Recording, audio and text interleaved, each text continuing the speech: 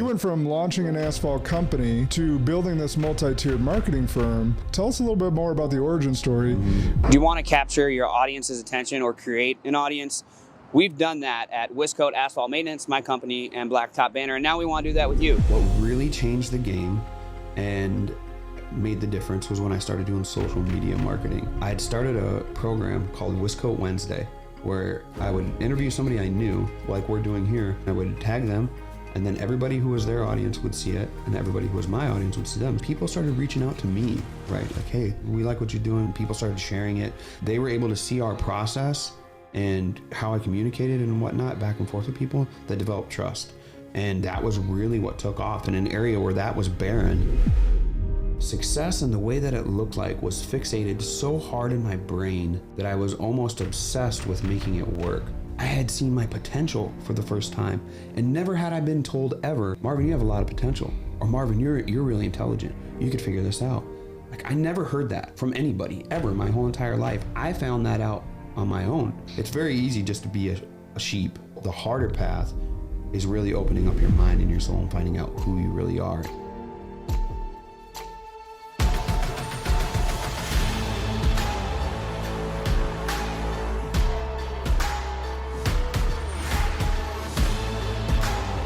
This is Sparta! Welcome back to Spartan Leadership. I'm your host, Josh Kosnick, and we got a special guest today.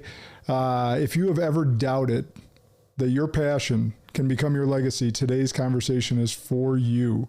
A true master in his domain, founder of Blacktop Banter, dealer in hope.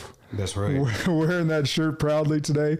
Owner of Wiscote Asphalt Maintenance, marketing mastermind, and most importantly, a devoted husband and father. Please welcome Marvin Joles to the show. Hey, thanks, man. I really appreciate it. Glad you have me here. Luckily, we're in proximity. Yeah, right? So we get to have you up. So I got to start this episode by talking about how we met. Yeah. Right, because there's a lesson on both sides, right? So there is. We're flying back from Charlotte. We don't know each other. We don't know each other at all. And I get my seat on the plane, and some dude taps me on the shoulder and says, "Hey, nice shirt." And I was wearing a different Arate sweatshirt than I am today. Mm-hmm. It just had the symbol on it, right? So only those that know, right? Mm-hmm. And I said, "Oh, thanks." So it goes through my head immediately, "You must be Arate." Correct. And I say, "You and Arate?" He's like, "Yeah." I was like, "You from Wisconsin?" Yeah. I was like, "Oh, we don't even know each other." Look me up on Instagram. I was like, "Look me up on Instagram. Let's get connected." But tell your side of that story, because you had a lesson to one of your employees. Yeah. So I was able. We were there at a conference in Charlotte for the National Pavement Expo, and I had taken some of my team with me. It was the first time they actually came with me, and we had a booth there for Blacktop Banter at that expo. And I was expressing how you have to be a conversationalist. You got to reach out a little bit and develop relationships, because you never know what could happen from these relationships. And my assistant, Brooke, we were kind of talking about that as we were boarding the plane. And I asked her, I'm like, "You just want me to say hi to some random person?" She's like, "Yep." Oh, okay, so that sounds fine. And we were boarding, and as we were getting closer, I noticed your shirt, and I was like, "What about that guy?" She said, "Yeah, go ahead. Go ahead." So we get up there, and of course we interact, right? And then I get to my seat after you're like, "Hey, look me up on Instagram." So I checked you out on Instagram, and I'm like, "Oh, shoot." I'm like, this guy's close to me and where we are and whatever. And I I talked to Brooke. I'm like, "Yeah, you're in proximity." And actually, was like, "Hey, you're kind of connected, kind of second nature or whatever, right, through different things." And she's like, "This is unreal." Well, then, I don't know, was it 2 days later or whatever, I tell her, "Hey, you got to book my appointment. I'm going over here to talk to Josh," or whatever. And she's like, "From the plane?" The guy from the plane? Yeah, I'm like, "Yeah, the guy from the plane." She's like, I can't believe that." I'm like, "That's what you got to do. You got to kind of be open a little bit, put yourself out there a tad, and see what happens. You never know." Yeah.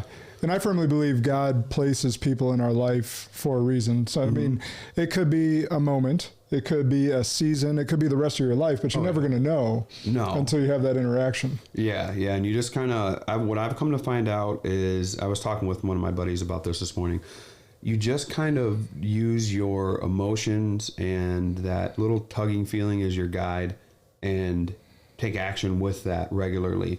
And sometimes those are hard choices, and sometimes they're really easy choices. But it seems to be a good guide, man. Things seem to work out, and the best serendipitous things work out in those kinds of scenarios. I've come to find out. Yeah, and we have common connections. Yeah. And like find that out, and you don't know that until you actually have a conversation with people. And actually, it was pretty close. So shout out to John Rosenberg. Yeah. I haven't spoken to him in a couple of years since I left the financial firm, but you're right down by him. And yeah, we take care of his driveway, man. Yeah. So it's kind of wild, and you never know how all that's going to work out. But also, if you don't take a risk a little bit sometimes, you never know either. So same thing as when you are trying to approach a potential partner. Yeah. It's Valentine's Day we're recording this. It is. You got to put yourself out there, men and women. That's right. That's what, and like sometimes it's like a hard decision. Like, there's guys that I know that are more successful than I am in my industry, and they're still trying to figure out what they want to do in life.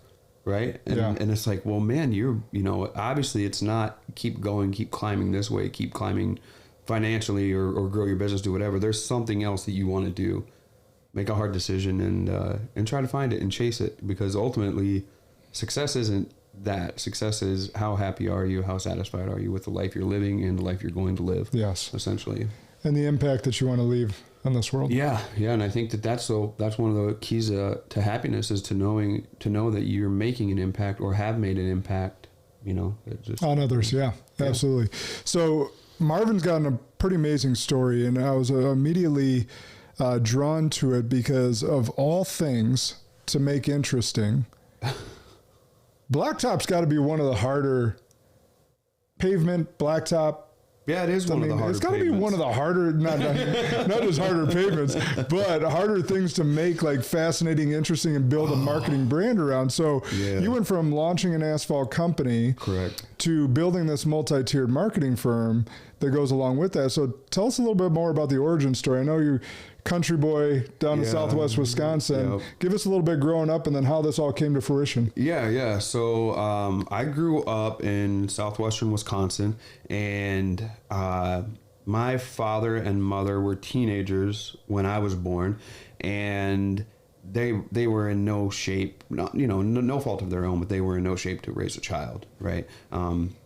Still kids ourselves, everything, which a man comes to terms with after a while when he looks back on his life and understands that scenario and that situation. But for a while, I held on to that a little bit. But within 2 weeks, I'm gone from them.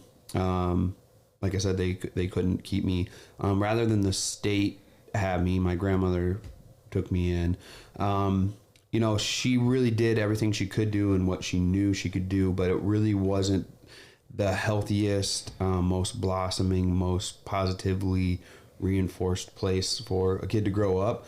But they did the best they knew with what they've been educated with in life, right? Yeah. So I keep kind of going through that, and you're molded as a child by your surroundings and whatnot as well. And it really wasn't until I got into the mid-grades of elementary school that I kind of realized maybe I was dealt a raw deal in some of this, right? Like, oh man, like, how come I'm wearing the same Ninja Turtle shirt for 3 years in a row? Like, how come I'm wearing the same Nikes, and man, they're pinching my feet real bad when I see these kids get new whatever every year. So that kind of started the trigger in my brain for me to ask these types of questions. My father was around. My mother wasn't around until I was probably 12 or 13. When my father was around, would come visit, and after a while, it didn't take long. I was able to deduce that was my father when everybody else around called him Big Bub or brother or whatever.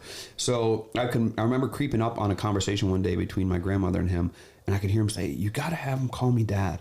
Like he was trying to correct what had happened. I remember I was 5 years old, just getting ready to go into kindergarten. I come around the corner and I'm like, "Hey, I know she's my grandma. I know you're my dad." I had called her mom up to that point because everybody did. And I'm like, if you want me to call you Dad, I can start calling you Dad or doing whatever. And, his father had passed away, my grandfather, when he was 12 years old. So my dad immediately started working when he was 12 years old. That's why he felt like he was in a situation to have kids. He'd been living an adult life for 5 years or whatever. But we kind of did that all the way up through. My dad and mom weren't together. Never really did get back together. My dad was on a second marriage, which a couple more kids came from. I'm the oldest of 7, by the way. I never lived with my siblings most of the way through. But I did have a friend, and my cousin, his name was Luke, still my friend, still my cousin, obviously. But his father owned a roofing company, and they lived 2 doors down from us. And when I would go visit, I noticed things were visibly different. They did things as a family. This man would go out, work, and that work took priority over other things. And then when I would return, I would notice differences at my grandmother's house and the people that came and went there. My aunt lived with my grandmother at that time. The man that she was married to probably wasn't the healthiest guy at that time either. I can remember him and I getting in like physical alterations. I got some scars where a screwdriver went into my arm during one of them and whatnot. And I was pretty stout. I played football, middle school and to early high school. And I just remember telling him he's got to bring more than that. If he's going to do it, he's got to bring more than that. But I kept roofing then. So my cousin, his dad owned that roofing company. And when I was 12 years old, they asked me, hey, you want to come help do roofing? I'm like, sure, I guess so. Like, well, we'll pay you. I'm like, okay, whatever. Like, I didn't know any different. We go to work, get done. I don't know if it's hard work or good work. It's the first job I ever really had. First work I ever really, truly did. It's hard work. Yeah, I come to find that out later. I get done and he hands me $20, and dude, it was the most money I had ever seen in my life. $20, right? I'm like, my mind immediately is like, oh, you can buy this, you can buy this. I was thinking about how many of the fake like necklaces I could buy at a gumball machine. I was like, man, I could have 80 chains. Like, man, I could be balling out these gumball necklaces, right? These gumball machine necklaces. I didn't do that, but I did ask if I could come back tomorrow. And I stayed roofing with them off and on until high school was out. When high school was out, I kind of ventured and lived with my dad, found out who he was, started to find myself and stuff too.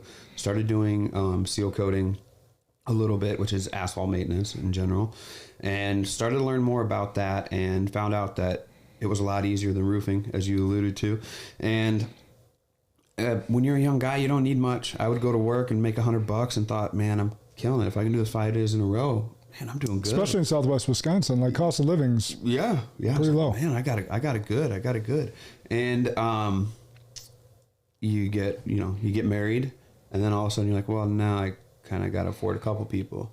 And then you decide you're going to have kids, and you're like, oh, and now I got to afford more people. So I started roofing again to kind of subsidize, bring in some more money and stuff again with the same company. And the owner of that company, who I call Dad, and I call my dad, so I call them both Dad, I guess. He started to get vertigo and really started to kind of lose the push that they had at that company for a while. He did, yeah. And I stayed there and kept staying there because I felt obligated. Personally, I felt obligated because they had changed my life, right? My trajectory in my life, and took care of me. Just gave me an opportunity for me to take care of myself through all those years. And after a while, Wiscote really started to gain some traction. And I stopped doing, they did seamless gutters too. I stopped doing seamless gutters with them because they didn't need my extra set of hands. And on those days I would do seal coating, but I would go back to the roofing because it was the harder work and help out. Then after a while I was like, is it a small roof or is it a big roof? If it's a small roof, I think you guys can probably do it without me, and I'll go do seal coating. And I remember him setting me down one day and he was like, what happened was let me backtrack a little bit. I went and lived with my dad and did seal coating. And I thought I knew how to run a business just by my experiences.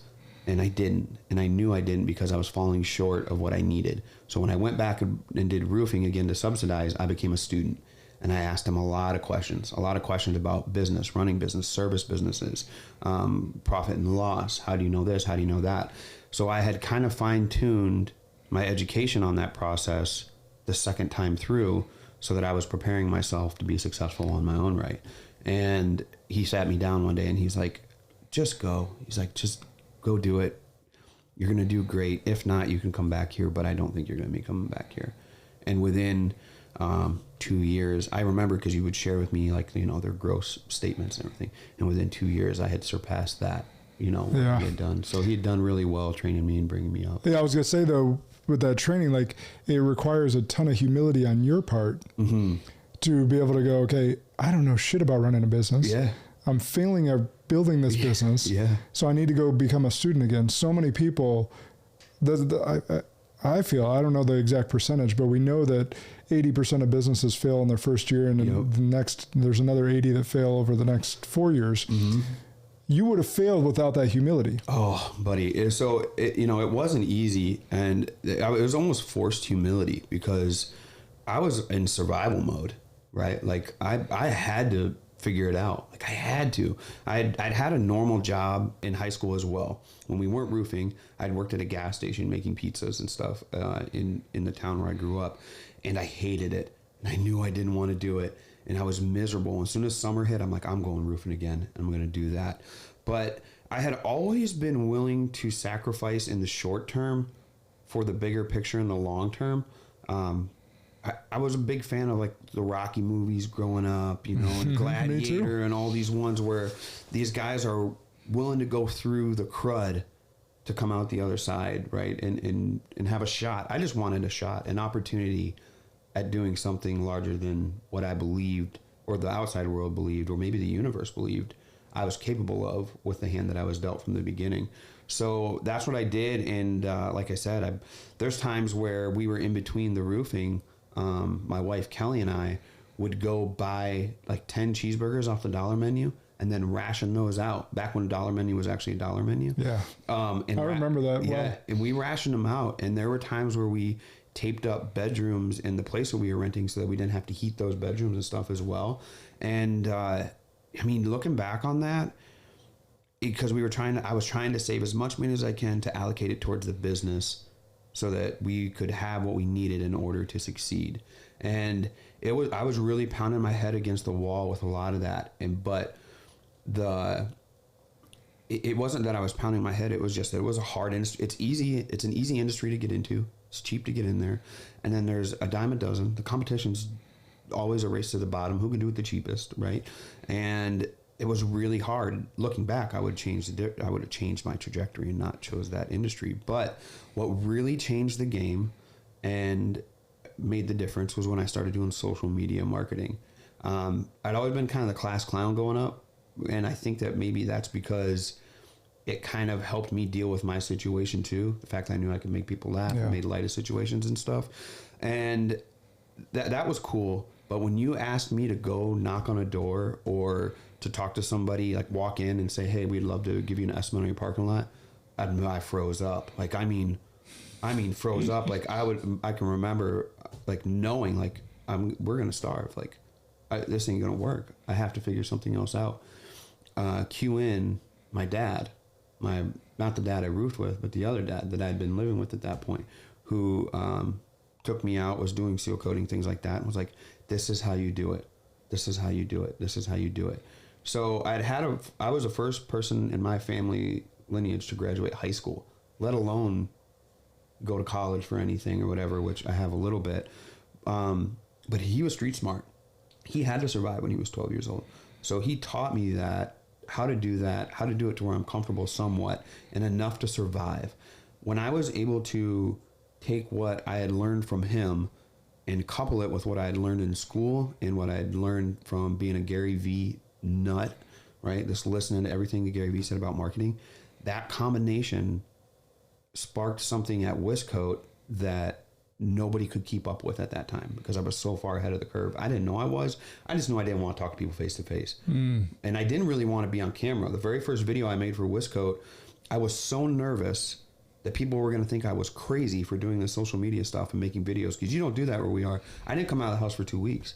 That was the very first bout I had with kind of a mental imposter syndrome, if you will, a mental strain, right? Of just like anxiety, right? And I had this super big anxiety because I just wanted to provide for my family. And if people thought I was crazy and didn't choose my business anymore because of it, then that's all gone, right? But it was the very first time I took a risk too.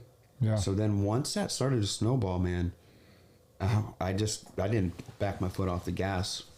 One thing you said in there that I don't want the audience to miss, because there's a lot of great wisdom dropped, was you're willing to trade short-term pain for long-term gain. I am. And I think the reason most people fail, whether they're entrepreneurs or not, is they're not willing to trade short-term gains for long-term pains. Or I'm sorry, short-term pains for long-term gains. And so they're constantly like expecting things to go quicker and expecting things to happen quicker. And when they don't, they quit. Or when it doesn't, they quit. So that's a really key point I want everyone to focus on. And so with the social media stuff, did you get any backlash? Did you like? Oh yeah. Yeah. Yeah. So the very first trip I made, one thing before we jump from there, you know, when we talk about the sacrifice of it, is that I'm still doing that in different areas, right? Because I'm chasing. Still with Blacktop Banner, it's something that hasn't been done yet in the industry. Same thing as it was with social media. So I'm still sacrificing there for the long-term goal. But here's the thing, that success and the way that it looked like was fixated so hard in my brain that I was almost obsessed with making it work, that I was willing to get uncomfortable and completely shed who I thought I was in order to become who I needed to be, in order to make that social media content a success, right? And I started thinking about how other people perceived other people. It was the very first time I did that, late 20s, right? It was the very first time I'd ever done that. Like, been like, well, what do they think of me? What do they think about this and the way I say it and what I do? And, you know, I gave it my best shot when I made that content. But like you were just talking about, you know, was there backlash? Of course, especially my buddies, they were all like, dude, what are you doing? But then when I would go, the very first time I got out of the house finally after 2 weeks, I went to the grocery store and somebody was there and they're like, hey, Marvin. And I'm like, hey, I don't know that I know you. Well, you know, I'm like, hey, and I'm like, okay, whatever, get looping around and come around. And I had started a program called Wiscoat Wednesday where I would interview somebody I knew on like we're doing here, but I would post it to my Facebook page and then I would tag them and then everybody who was their audience would see it and everybody who was my audience would see them. So it was a great collaborative effort. And I got probably 30 people to bite on that.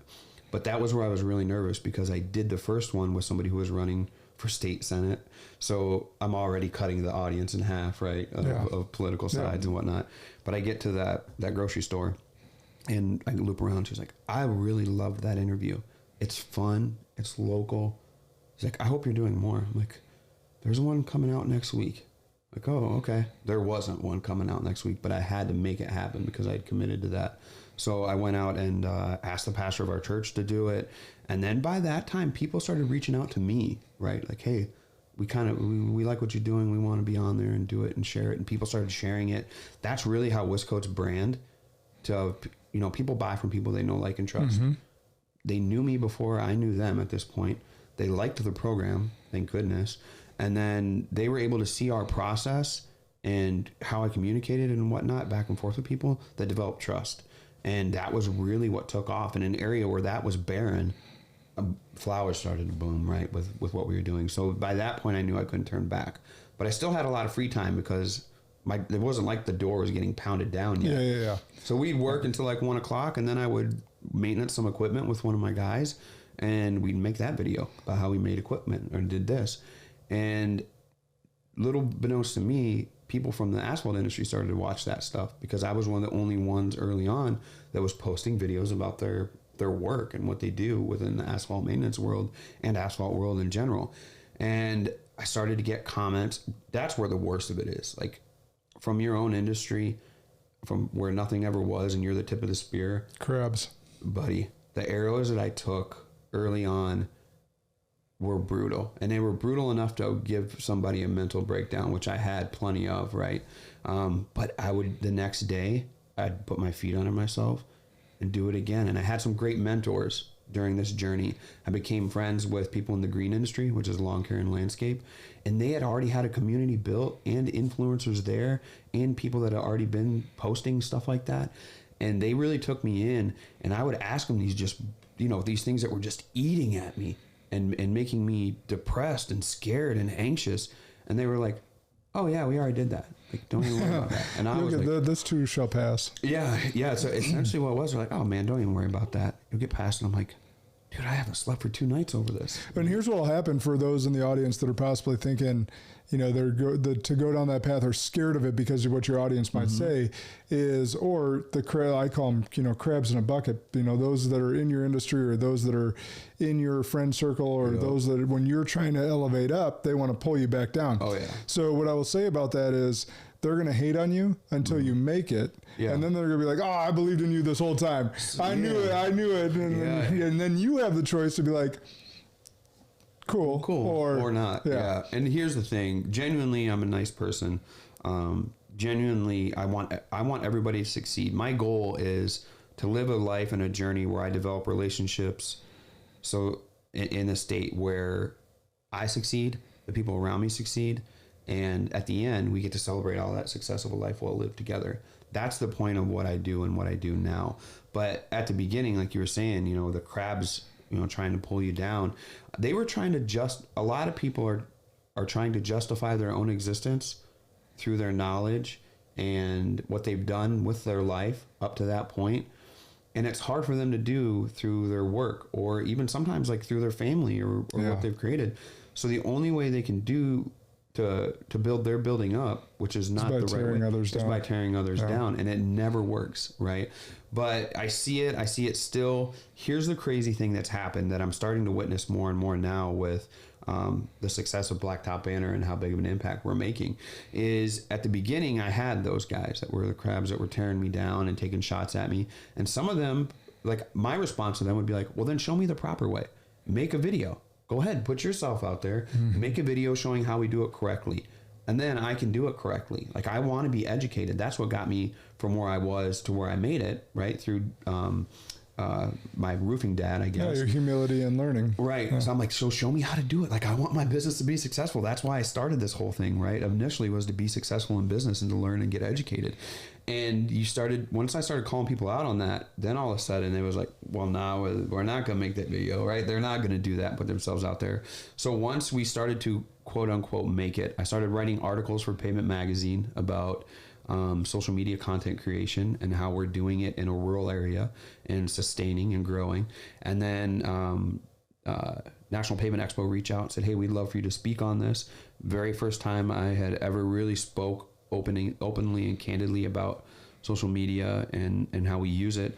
I was always a good creative writer, and I loved seeing people's reactions to what I wrote in high school that was creative writing and whatnot, funny poems or stories or whatever.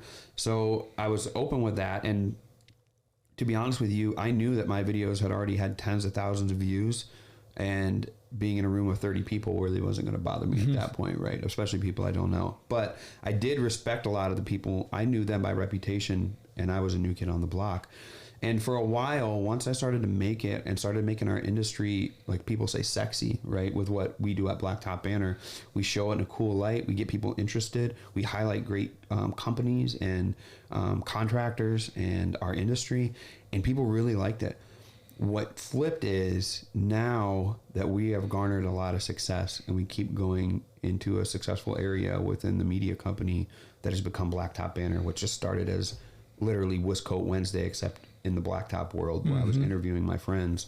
Now I've noticed that I'm starting to get the crabs coming back because we were at a certain level and we were trying to elevate. We made it there. People loved they loved that version of Marvin, right? Because man, he's one of us. He's showing what we do. It's cool. And even the media companies love to show that exposure, right? Because, well, man, this is hot. This is on fire right now. We want to bring that out. Now that we are starting to market, right, through the same avenues that some of these other media companies were using, and not only that, like my, I guess, how do I want to say it, legacy or persona or level of success within our industry is matching some of those guys that I looked up to early on. And I'm starting to hear and see things where it actually makes me sad because a lot of these guys I looked up to very, very much. So now you're a threat. And I'm different. Yeah. And it feels like that maybe that's what they're doing, saying, or reacting to is the threat that the same thing as before. Their persona, their identity is wrapped up in what they've done within the industry. And to see that lose a little bit is tough. It's like watching there's a moment sticks out in my brain. I went on a family vacation with roofing family, right? My dad, Jack, and Luke, and his mom and their family. And I watched an old bull elk lose his herd to a young bull. And he fought and would get back up, and he got fought and got beat down again. We were at a park and we watched this. And the young buck goes with the herd, or the young bull goes with the herd. And that old bull was still on the ground, defeated, bugling as loud as he could to try to get the rest of the herd to come back and get away from that. And that's what it feels like to me sometimes. That image didn't really burn into my brain. I remember seeing it, but it didn't have another meaning until as of late, right? When I'm starting to see that in my industry. And I feel bad because I'm sure that herd loved that old bull. And that's what, and I love and respect almost all the guys in my industry. And a lot of them have been on my podcast, or we've talked in roundtable events, and they've been essential in my success as well. But I never did anything negatively to hurt anybody or hinder them at all, and actually invited people to come along with, as I could kind of see the curve. I look outside of our industry a lot to keep us up to pace with everything. And I think they were scared that they would lose some clout or something like that along the way. And now it's painful to see because, that's how they're trying to keep building their buildings up, I guess. But yeah, well, it's a powerful metaphor, that bull elk you're talking about, because that happens in the animal kingdom all the time on a daily basis, whether it's a lion pride, whether it's the elks that you're talking about. That happens all the time, and it's so we're so closely tied to the animal kingdom. Oh yeah. But yet we have this emotional and spiritual and intellectual capacity that animals don't have. Correct. So then that layers in a whole different aspect where you get this conniving and whether we use the crab mentality that we talked about, or just the distrust that gets breeded because the identity is I'm the alpha. Yeah. And then when you get knocked down a peg by the young bull elk, like you were saying, there's a whole lot of emotions to process. Yeah. Before, and some people don't handle it well. No. And I think that like a lot of that has to do with how introspective you are about yourself. Like I'm a big proponent, and I speak when I see my friends or people do something out of character or something that may be, I don't know, dangerous maybe, or whatever to their mentality or their efforts. I usually call them right away. Even if it's towards me, I'll call them right away and say, how you doing? Like what's going on here? Because I don't think that I will ever be the person that does that takes shots at somebody to give myself some leverage. If I do that, then I think that maybe my motives for what I do and why I do it are completely wrong, right? So I think that that's the problem nowadays is we don't have men trying to be the best version of the man that they are, and ladies in general too, right? Just people. Like they're not trying and making an effort to be the best version of themselves that they would be happy with at the end of their life. And some people, what they do is they'll put a blinder up to that part of them, right? Like, yeah, I'm kind of a jerk to that guy, but it's because I need leverage. I'll never admit to myself that I'm a jerk to that guy, and that's why he's doing it. But for me, I look at every single action, the words that come out of my mouth, the actions of others, and what it's allowed for me to do through all this process is really kind of get people say a 30,000 foot view, but it's not. I am really good at controlling conversations and situations and getting a read for people because I hover at just above where everybody else is, because I've looked at myself so much, all those moments through my life, looking backwards. And when I tell a story like the origin story, like we were talking about, up until probably 6-7 years ago, I used to hate that story. I hated that I was a peg down. I had a friend, his family owns a large construction company where we live, and he was adopted in that family. And they are financially fine for generations and generations. Meanwhile, I was born and had to grow up with my grandmother, and I lived in a single wide mobile home that the floors were rotted enough that feral cats would try to come up through. I'd pull a rug over in a chest or whatever to try to get it off of there. And my family hates for me to tell that story a lot of times, some of my family, but I keep telling it because it's important, I think. But for me, it was like, this kid was in the same situation I was, essentially He got placed here. I got placed here. I could have spent my whole life being mad about that. But what would that have done for me, really, Josh? Like, what would that have left you bitter and broke? Right. And sure, I guess it's justified. I guess I could do that. But really, what is that going to do to my life? And then not only that, people who speak about me would probably speak about that. And that would be my legacy. That I was just bitter of where I was and where I was born. And so many people have that same thing, but their mind doesn't switch. They don't change their mind, which I always tell everybody, just change your mind.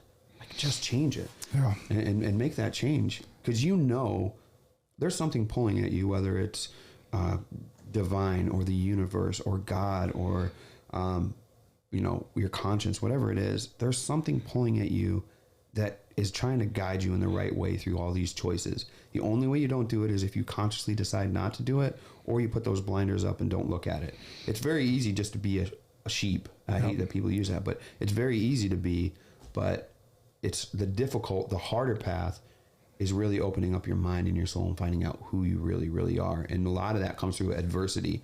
And, I've had a lot of adversity even recently within 3 or 4 years that keeps me growing. I still wouldn't change it. 100%. That's actually one of my favorite interview questions is tell me about the hardest thing you've had to overcome in your life. Yeah. How did it shape you? And what were the biggest learning lessons that came from it? Yeah. So I would continue on that conversation because there'd be some times I'd be interviewing someone that looks the part for the financial advisor role. Yeah. Or that I'm going to hire on my team. And they'll be like, oh man, I had this really tough class in college.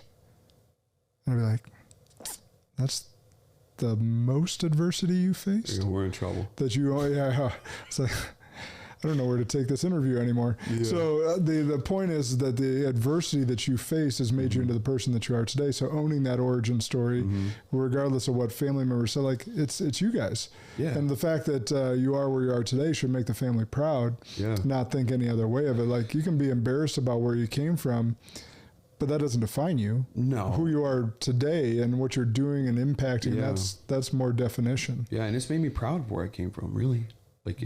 The story wouldn't be as cool. I wouldn't have learned and been the person that I am sitting in this chair by you if all these things wouldn't happen. So, once I used to not talk about all that stuff. And then I realized when I didn't speak about it, it gave it a lot of power over me. But once I was able to put it out and talk about things candidly with whoever, it didn't seem like it had much power because they're like, well, he's comfortable talking about this stuff, right? So up until probably 4 or 5 years ago, I would say that struggle was probably the most adversity I'd been through. It had molded me, and as I said, I became obsessed. I became obsessed with Westcote succeeding because what had happened is I had seen my potential for the first time, and never had I been told ever, Marvin, you have a lot of potential, or Marvin, you're really intelligent. You could figure this out. I never heard that from anybody ever my whole entire life. I found that out on my own to myself. And what happened was I developed an ego about that. I knew, I honestly believe, I've seen that in an interview with Kanye with a late night host. And he's like, what do you believe you can do? And Kanye's like, I think I could be in the NBA. He's like, no, you can't. And Kanye's like, I believe if I stop doing everything right now and focused, I can make it to the NBA. And I literally have that mindset still, but I had to get knocked down a peg. In the universe, God, everybody works in mysterious ways. So about 4 years ago or so, my wife and I had marital trouble. And it was a product of me totally focusing on that. I had become somebody completely different than who she had married, for sure. And I knew that I was different, right? But I was thinking so far long term about where we were going to go if I stayed doing what I was doing. And I kept unlocking and developing all these skills and this potential. And it divided us. It divided us to where our marriage was in bad shape. She made bad choices because of how I had become. And it took a lot of work, man. I would much rather go through my whole life up until that point 100 times over up until then. And if I wouldn't have had that perspective in my mind, already hadn't started to be enlightened in change for me to know that adversity comes so that we can become who we're supposed to be on the other side, I think I would have fallen into the mold of everybody that I know, almost everybody I know, where they've been like, just call it quits. Like, be done. The kids will be fine. I remember calling my dad, and I love my dad, but he's on his third wife, 7 kids. I call my dad for advice about this. Don't ask me why. In hindsight, that makes no sense. And I remember him being like, the kids will be okay. You know, just go get divorced, go get it started. Kids will be okay. And I'm going down the road and I'm like, yeah. And then all of a sudden I was like, be okay? I'm not okay. I know for a fact my siblings aren't all okay. I don't think this is good advice. So I didn't. And then I got thinking, man, why am I such a hurry? I'm mid-30s. Why would I be in a hurry to do this? It could be a bad decision. Mm-hmm. I'm gonna hold off on this a little bit. And it was hard, man. We went through a lot of struggle, a lot of strife. We still have to work at it all the time, every day. It's not perfect. Sometimes we're separated, sometimes we're not. But you know, like I said, it's Valentine's Day. You're working. She got flowers from me today, right? And my daughter also got flowers from me today. Trust me, I learned that one. That's not a path that I want to go down, is not getting your daughter flowers when all her friends are getting flowers. So I made sure to do that today. But yeah, man, we try, and I make mistakes still. She makes mistakes still. But one thing that I found out is that I didn't try to find out who she was really up until that point. But once a bad decision was made, it's just the way my brain ticks. I think I want to figure out why. When I doubled back and went all the way to it, I found out why. It was looking me in the mirror, right? That's tough because for me, I had become somebody who would never make a bad choice to put any of that at risk because, like I said, I'm willing to sacrifice for the long term. Yeah, what you're getting at is a question that I've said often that I don't think can be said enough is what part of the problem is me? Yeah, dude, that's you hit the nail on the head. And of course you could, and same thing, like I'm telling you before, like any choice I would have made beyond that point would have been justified. But who was I justifying it to? The rest of the world? Because the rest of the world really doesn't have a bearing on whether I'm happy or not. They're not going to be at your deathbed. No. And even if it is just me at my deathbed, I still want to be happy with everybody there. So that's me, right? Yeah. And that's when all of a sudden I started to change. I started to change more. But this time I brought her along, right? And I explained what was going on. And even now today, she's like, or last night we were talking about something. And she was like, I don't know how your mind works that way and figures all that out. I'm like, I don't know either. But the sad part is it's been there all along. And I was a victim of my atmosphere, right, for so long. And we all are, essentially, unless we change our mind and we open our mind to look at it with our own eyes. And change who you're spending time with. Yeah, and we change who we're spending time with. Right, because if it's you're the product of what you learn. Either people have said the books you read, but it's what you learn, podcasts you listen to, and learning from mentors, coaches, therapists, whatever, and the people you surround yourself with. That's who you'll be. Yeah, in the next 5 years. We were talking earlier about my friend Daniel, who I would probably consider my best friend.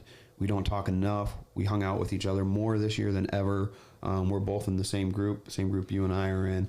But when I try to interact with him in our atmosphere, it's to elevate what he's good at in me.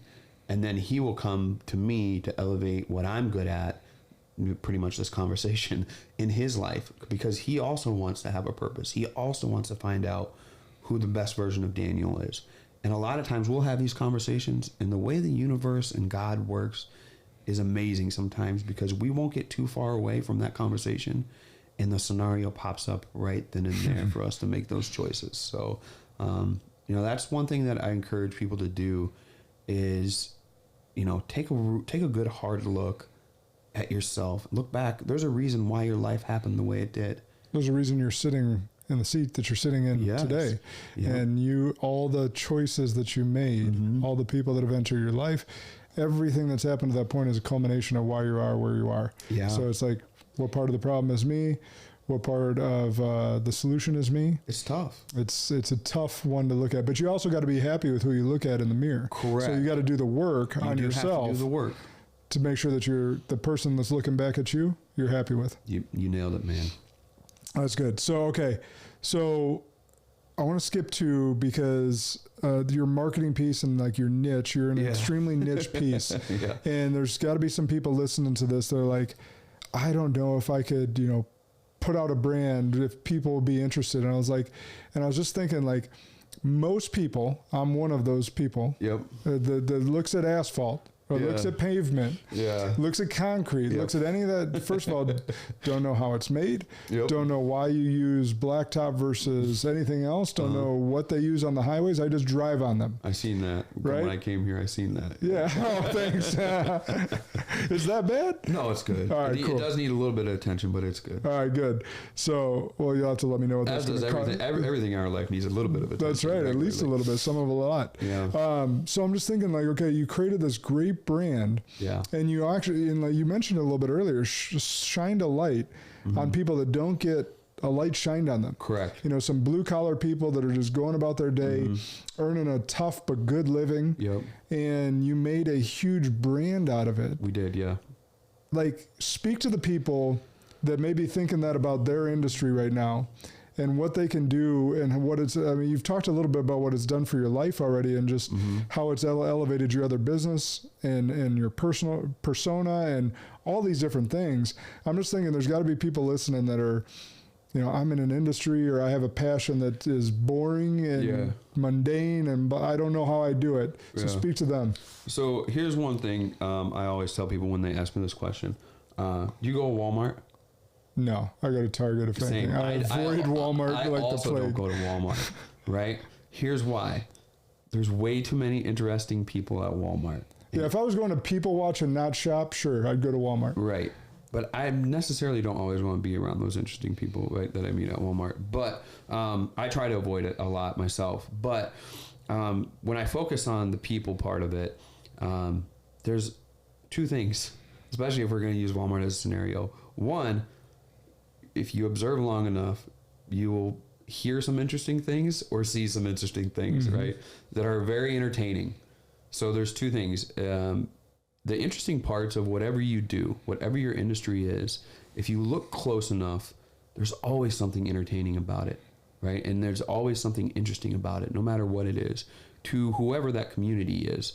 If you have an industry, chances are there's a lot of people inside of that, because it's called an industry, right? So they do want, that's part of their life. So they want to feel part of something, right? And that's how you can do that. You can do it through what I've recognized as two ways. Entertainment, which is interesting, right? You get people that are geeks about, there are people that are geeks about pavement. I'm one of them. We partner with a company called Nicotech that makes plastic pavement and recycle plastic pavement. And that's just one thing. I'm a geek about it. I want to know all about it, how and why and everything. So that is an interesting thing. The other second part of that, and this will be true until we are no longer here in the world, and has been since the beginning of the world, people, once you peel back some layers, are interesting and relatable. No matter what, we all end up being relatable to each other. So that's how I do that. We do it and focus on the people of our industry, because they're passionate about what they do. They want to be passionate about it. And if you can peel back a layer or two and sit down, have a conversation with somebody, you'll come to find out that even though you were strangers at the beginning of the conversation, you find out that you have a lot more in common than you originally thought you did. Even if they're not in your industry, which now, thankfully for our podcast, we've got NFL players that are my friends that I text regularly, NASCAR champions and truck series drivers and combat legends. But at the same time, I talk to them as much as I talk to guys that are just starting out in the seal coat world and start wherever. And there's parallels. And somehow I became the webbing to connect so-and-so to so-and-so, whether it's through story or whatever it is. You can do that through brand, right? Focus on a brand, focus on what you want to do within your industry. And for me, it was always create a community to help me. And at first it was to help me in business, but now that community helps me feel like I'm living a life well lived, because the friendships and relationships that I've developed through conversation, like we're doing now, and through Blacktop Banner, through the podcast, and not even through the podcast, just in general at expos or at events or wherever, have made have brought so much value to my life that I couldn't imagine not having those conversations or relationships anymore. Right. So a lot of people are searching for some value or purpose and or connection, and just connection. Yeah. And that's how you do it. You do that through content creation. I have, my friend Daniel and I had this conversation, and like I said, he elevates me in the areas where I'm not so great at things, and I help to elevate him in those areas.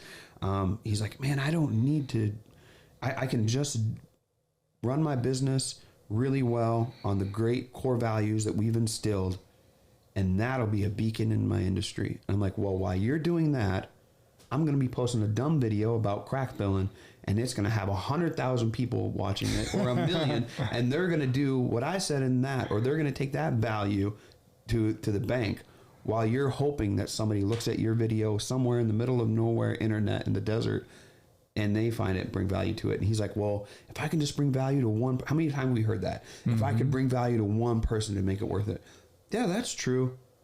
But if you could bring value to 1 million people, that would really make it a lot more worth it, right? So that's what we try to do. We try to hit on what our industry finds cool and interesting, and it really comes down to the best parts of what we do and then the people that do it. Yeah. Yeah. I love how you just started that out as like you geek out on asphalt and stuff, pavement, all that different stuff. Everyone's a geek about something. Yeah. Like we used to not want to be called a nerd or a geek back in high school, right? Mm-hmm. The fact of the matter is we're all nerds and geeks about something. Yeah. I mean, think about like even, NFL. We both played football, NFL, like how many stats, how many players, that like all these different things that we memorize because we're a geek about that. Correct. Baseball, whatever. TV shows. Star Wars. Dude, it's anything. Like anything. It's anything. And you can we live in the greatest transformation of wealth ever in the history of the world, but then also the greatest transfer of information ever. There's so many people of all different types with all different interests all over the world, of all different colors, of all different choices, of all different preferences.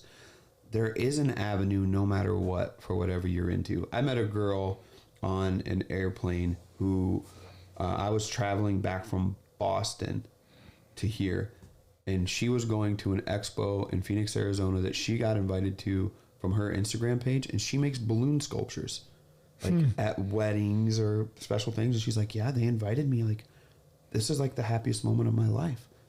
And I'm like, I look her up on Instagram. She's got like, I don't know, 14,000 followers, which in the grand spectrum of the whole world that are the high caliber influencers, no, it's not cool. But in the world of balloon building, I guarantee you she's a slugger. I guarantee you she's killing it. And guess what? She doesn't need the rest of the world. She's happy in that spot. And it sounds like she loves it. Oh, she loves it. She was trying to humbly like show it off. And I'm like, don't be humble about this. I would never do this. Yeah. I'd be the jerk probably throwing darts. Same. Yeah. Now we're making competition out of it. Now show us how good you are. But I mean, that's you hit the nail on the head, man, about that. And I hit the nail on the head a lot because I come from a roofing background. Yeah. But, it is. It's there. And the crazy part is it already. Like your gut already knows what you want to do. Yeah. The reason that it is pulling you that direction so hard is because the best version of yourself is standing there waiting for you to come see them and meet them there. Yeah. That's so powerful. Yeah, you got to step into it. You got to step through the door. So speaking of stepping through the door real quick as we wrap up here, give them something tactical. Let's say they're like, all right, Marvin, I feel you. I'm going to geek out on whatever it is. Yeah. Where do I start? So my favorite thing is to study whatever you want to do, to start studying it, playing around with it, practicing it. Like you have to get practical at all this stuff. And we have a lot of people that we have a coaching group at Blacktop Banner, which I try not to use coaching so much. I like to use the word community a lot because I'm not always the best coach, but I do know who does have the answer and who can point you in the right direction. And because of the community, we get there. But I tell people right away, they want to start making social media content. They want to start doing branding, that type of stuff. I'm like, download an app, like film yourself a lot. Don't post those get comfortable. Get comfortable behind the camera. Get comfortable. Get comfortable with your own voice. Yeah. I was just gonna say that one, man. Because how many of us that was one for me? Yeah. Right. Like we don't in our heads. Yep. We don't sound like we sound like on camera or on recording. So you're like, oh man, I don't like the sound of my own voice. Yeah. And you got to get used to listening to yourself. You eventually do, don't you? You do. Yeah. Now it's just like, oh, okay, I sound That's both me. ways. Yeah, that's me. I can hear it this way, and I know that that's me when I'm speaking the other way. So I tell people to do that, and then they try to, a lot of it's service industry, and they'll ask us, like, you know, how do I post? I'm like, well, you're just going to have to get in there. For $1, you can start making your own Facebook posts about your business, right? And use it going through the system and the program. So for me, if you're going to do it yourself, get comfortable. If not, step out on a limb, reach out, develop. It's not, if I get back today, there's probably going to be 2 calls, and there's probably going to be 10 calls, but 2 of them are going to be people saying, I know you probably don't get this call very often, you know, or this might seem kind of weird, but, and then I ask a question, I'm like, I call it back, I'm like, that's not weird at all. I get that call at least 12, 20 times a week. Yeah. So it's not weird. The way you're feeling isn't weird. There's nothing to really be scared of. This is the last thing I'll probably say. For a long time, fear stopped me from taking steps forward. And once I actually got to where I stepped out on a limb and did something, I come to find out there was nothing on the other side of that fear. There was nothing there. And I had been wasting time. I had been putting myself through strife, and I had been denying myself of the happiest version of me over something I was scared of that didn't even exist. That's really powerful. Like you said, as soon as you step through that door, on the other side of fear is everything that you want. Yeah, it is. It's waiting there. And meanwhile, you're putting yourself through strife here for something that maybe was because of your atmosphere, because of who you brought up, something you're predisposed your environment, to. Media, the school, the world, whatever it would be. Well, it's really all of it culminated into who your thought process is today. And a lot of times it's that unlearning we have to do. Yeah. I think that's a lot of the strife, man, is people trying to figure out who they are. So if they're going to do all that you just said, is there a best platform for geeks out there that are doing something that, like blacktop, like computers, like something that's, again, they think is nerdy, that they don't necessarily know what their audience is. Is it YouTube? Is it Facebook? Is it Instagram? Is it TikTok? Yeah. I think you play around with all of them. We hit really well on TikTok. I had been prepping through all the other media streams that I've been posting to and being agonizingly shot down on, because I'm like, why can't I gain ground? Like, I'm doing everything correct. TikTok came out, and apparently that's our niche. That's our sweet spot. Boom, here we go. We're taking off with it. So definitely play around with all of them. Here's the other little hint.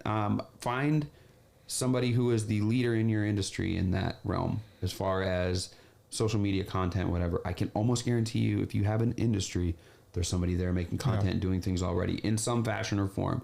Reach out, start engaging in the community, and then start getting comfortable. At least when you gain knowledge, you have something to make content about, and you sound like, hey, I know what I'm talking about a little bit. Real quick, what if TikTok went away? What would you do? We would just parlay it into something else. That's what's beautiful. Because there's talks of that right now, there right? Is. There definitely is. And we would parlay it into, they're going to go somewhere. YouTube attention Shorts, always goes somewhere. Instagram Reels. YouTube Shorts, Instagram Reels, anything like that. The attention always goes somewhere from somewhere. Always has, always will be. I've come to find that out in marketing. Even though I don't have any kind of education in marketing, I've come to find that out. You got street smarts, though. I got street smarts. That's right. Well, in my industry, you got to have street smarts. It's literal and figurative. Yeah, it's literal and figurative. Yes, so one of our mentors, Ed, one of our mutual mentors, Ed Milet's podcast 2 or 3 weeks ago, he had a woman on. I can't remember her name off the top of my head, but it just goes to the point here. She said that anything on social media is rented space. It is. And owning the emails or your own content via your own website, that's your ownership, right? That's owning versus renting. So as you guys build this out, remember that it is rented. Like, what was it, like 3 years ago, 4 years ago, when Instagram and Facebook went down for the day? Yeah. And like no one knew what to do. I know. So we got to remember that, like, if your business is going to be predicated off social media, like, no, that's rented space. Yeah, and also that shows the importance of brand. Yeah. Brand will outlast those kind of little things. But if your income is based solely on your Instagram posts and that's it, where you're going to have some trouble. So make sure you build a strong brand. That way you can diversify that brand. Yeah. And hence why this podcast is on every platform. In case one of them went away. We got it everywhere. So Marvin, brother, where can everyone find you? Follow you, whatever. Yeah, absolutely. Blacktopbanner.com. You can go there and you'll find a gamut of kind of what the media company does. And you can find me on Facebook. You can find me on LinkedIn, Marvin Joles. And with Blacktop Banner, most places it's at Blacktop Banner. So whether that's TikTok, Instagram, Facebook even, that's where you can find us at most of the time. YouTube as well. Awesome. So, Marvin, thanks for coming on, man. Hey, no worries, man. Great chopping it up with you. It's always good to be live in the studio versus on Zoom anytime we can. So, Spartans out there, remember, good and great are the enemies of possible. Lead like a Spartan today.